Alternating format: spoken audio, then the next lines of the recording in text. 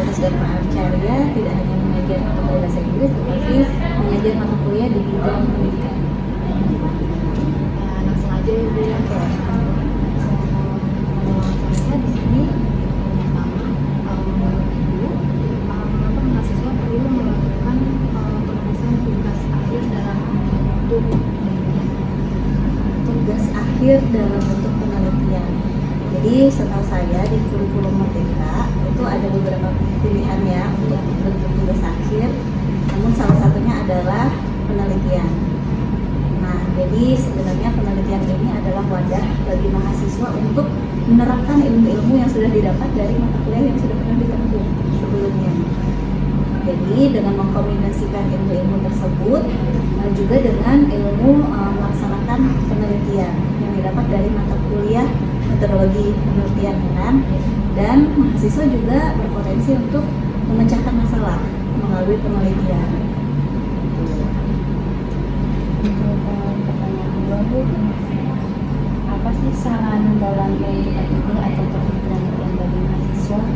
Oke, nah jadi jika kita ingin penelitian kita itu berdampak, maka sebisa mungkin kita itu mulai dari masalah yang ada di sekitar kita. Jadi gitu. Namun tidak semua masalah butuh penelitian ya untuk mendapatkan solusi.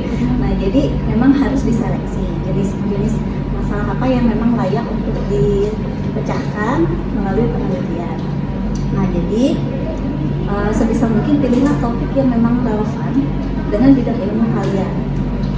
Jadi kemudian juga relevan dengan kehidupan saat ini, isu-isu terbaru yang berkaitan dengan teknologi, kemudian dengan misalnya kesulitan belajar dan lain-lain, sehingga penelitian kalian itu benar-benar dapat dimanfaatkan untuk memecahkan masalah. Nah, selain itu juga pastikan bahwa topik yang kalian pilih itu tuh benar-benar dapat dilakukan. Misalnya harus menyesuaikan dengan sumber daya, kemudian alokasi waktunya harus cukup, dan juga akses terhadap data itu benar-benar ada. Jangan sampai kita memilih topik yang susah didapat datanya gitu ya. Itu sih. Terus lalu Bu, bagaimana cara Ibu menentukan metodologi penelitian yang benar? Oke, nah jadi kan tadi supaya konsisten nih kita memilih topik yang benar-benar memang ingin kita gali begitu ya. Jadi tergantung lagi topik dan tujuan penelitiannya. Jika kalian ingin menggali sebuah fenomena, memang lebih tepat menggunakan kualitatif.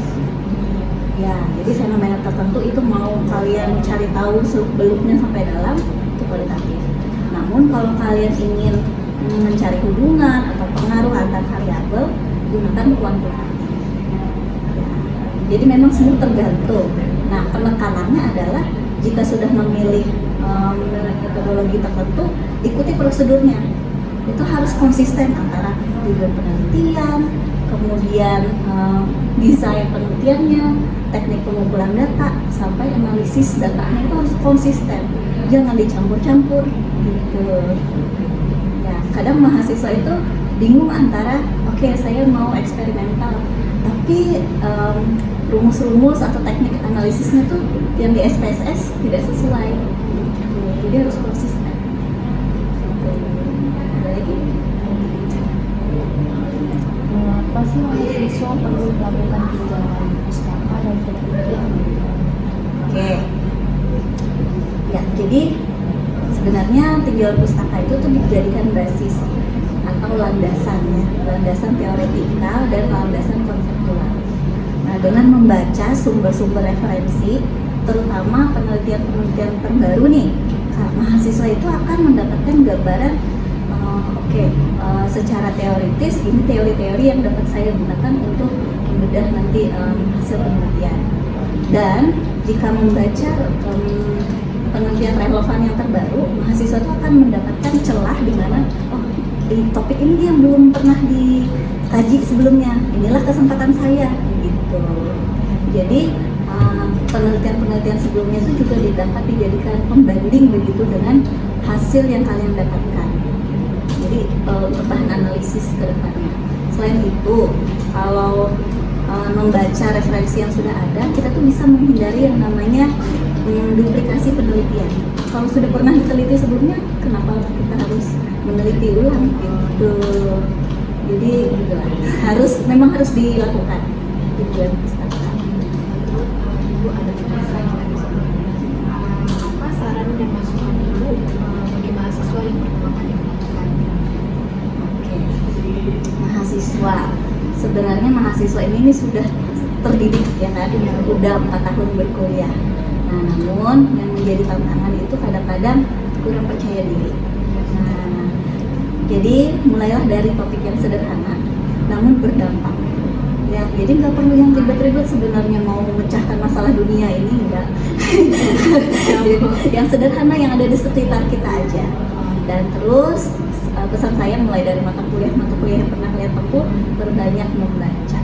Literasi itu harus ditingkatkan terus.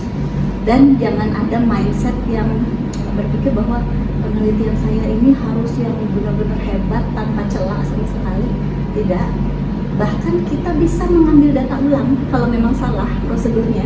Tidak apa-apa, asal mahasiswa tersebut mau mengikuti prosedur yang benar. Sekali lagi, bangkit begitu, jangan terpuruk kalau melakukan kesalahan, dan merevisi itu dengan baik gitu. Dan dosen-dosen di sini itu sangat membantu menurut saya. Kalau misalnya kalian tertarik meneliti sesuatu, bahkan bukan hanya tugas akhir ya, iseng-iseng aja nih mau meneliti, mau nulis artikel di jurnal tertentu, cari aja dosen yang menurut kalian berkompeten di bidang tersebut. Mohon bimbingan, ini saya alur penelitiannya gimana ya, bagusnya Pak, Bu, desainnya gimana, teknik analisis datanya bagaimana. Terus dosen-dosen tuh membantu kok. Ada lagi? Sudah Bu. Oke. Sekian sih Bu alat pertanyaan. Oke, ya nanti saya kirim invoice-nya. Iya. Terima kasih ya Pak ya. Sama-sama, good luck. Oke Bu. Baik, sekian wawancara dari saya Sarwinda Panduwinata dengan NIM 2420010 dan Saya Sekar dengan NIM 2420003. kami ucapkan terima kasih. Bye-bye.